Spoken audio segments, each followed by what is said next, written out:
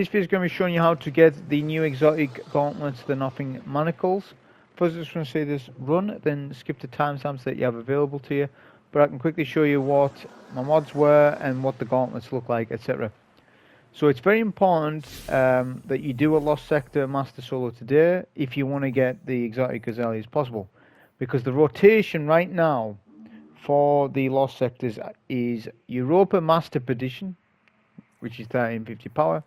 And Legend is Dreaming City, which is a little bit easier for people at 1320 power. However, this is going to be a run. Obviously, it's day one, so I'm going to be well underpowered, but it's going to show you a good setup for doing it when you're underpowered. But obviously, it's not going to be this one because this one's chest plate, I believe. So there's no new chest plates. It's gauntlets for the Warlock and Titan. So we're going to be focusing on that. I'll focus the other characters as well. Just to quickly show you, because it wasn't really announced anywhere. It's just come up. Nothing Manacles for the Warlock.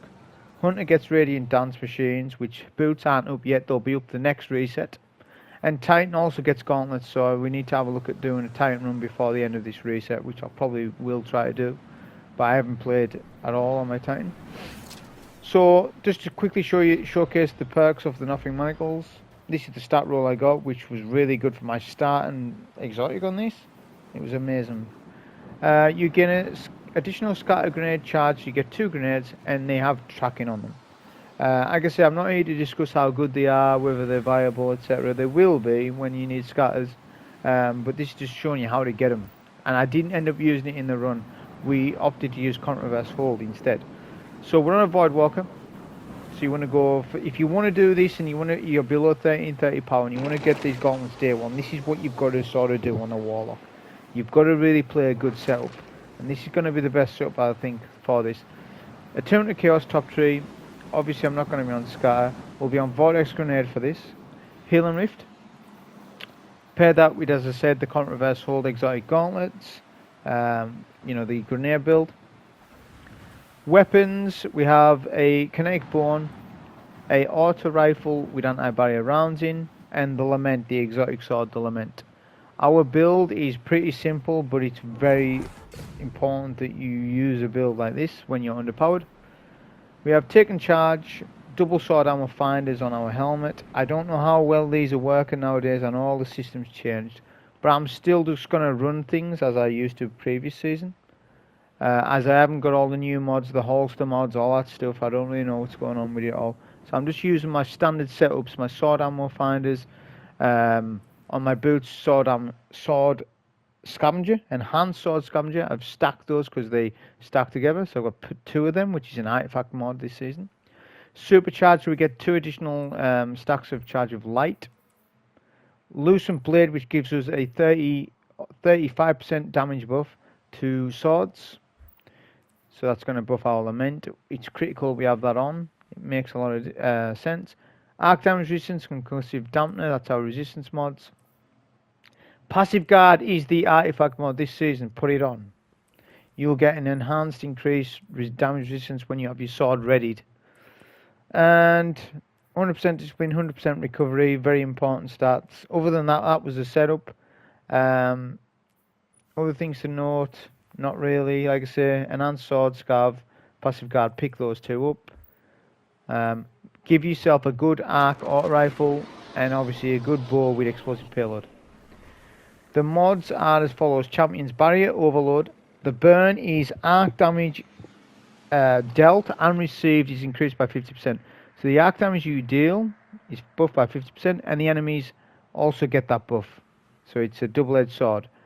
The shields are arc and void as it states. Modifiers are shocker and famine, so there's less ammo with famine. That's why I've got scavengers going. And that's the modifiers for the Lost Sector. Here's the run.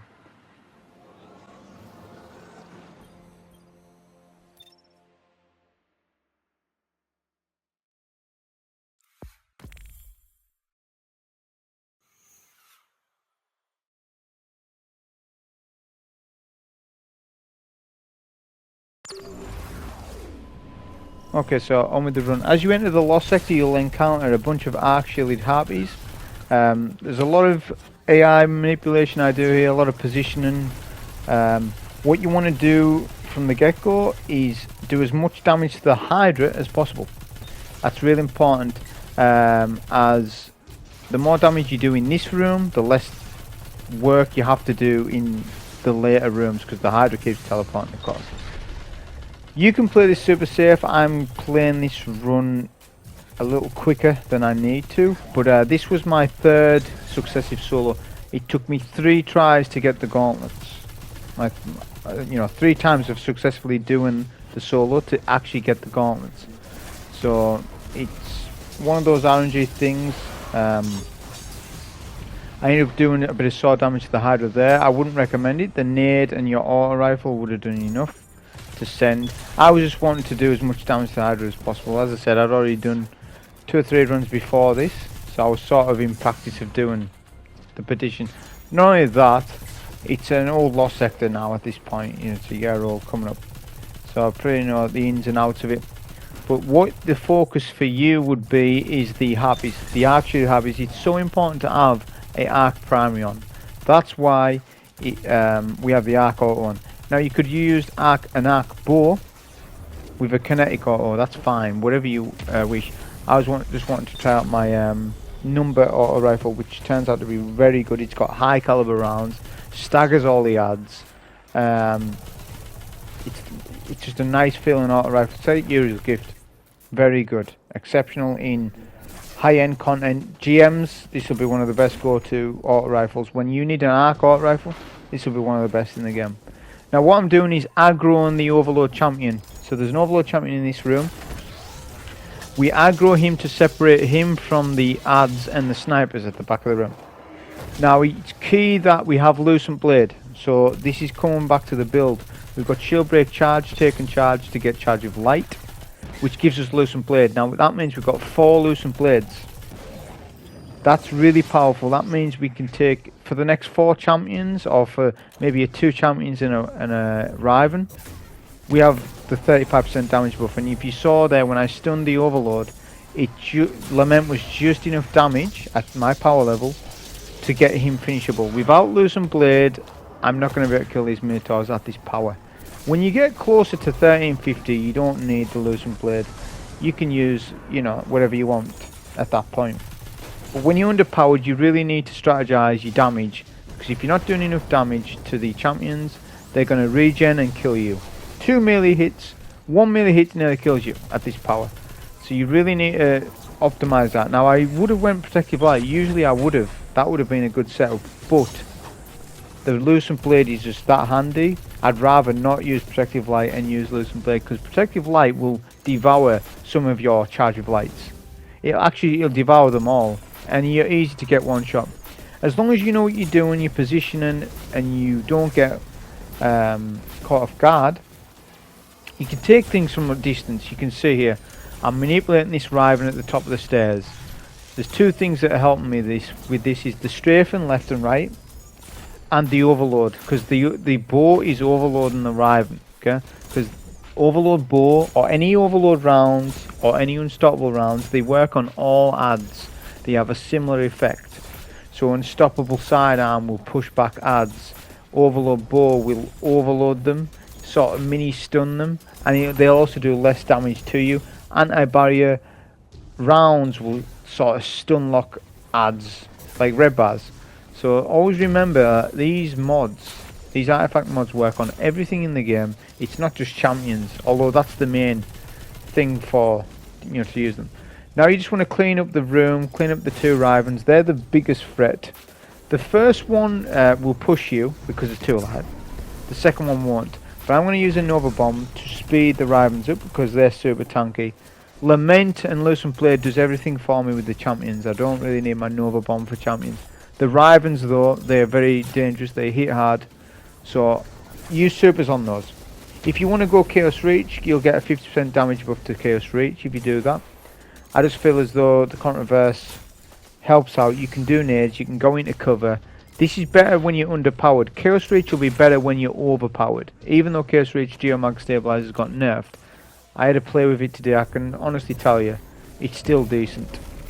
It's still OP for the super. You don't get as much super energy back.